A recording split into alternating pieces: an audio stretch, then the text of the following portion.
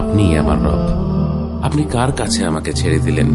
এমন অচেনা মানুষদের কাছে যারা আমার ক্ষতি করতে চায়, নাকি এমন শত্রুর কাছে যাকে আপনি আমার চেয়ে অধিক শক্তি দিয়েছেন? হে আল্লাহ, যদি আপনি আমার উপর রাগ না করে থাকেন তাহলে এর কিছুতে আমার কিছু আসে যায় না, কিন্তু আপনার আশ্রয় পেলে আমার পরিস্থিতি আরেকটু সহনীয় হবে। হে আল্লাহ, আমি আপনার চেহারার নূরের কাছে আশ্রয় চাই, যা সব অন্ধকারকে উজ্জ্বল করে দিয়েছে, যা দুনিয়া এবং আখিরাতের সব বিষয়ের সংশোধক। আল্লাহ, আপনার রাগ এবং অসন্তুষ্টি থেকে আমি রেহাই চাই।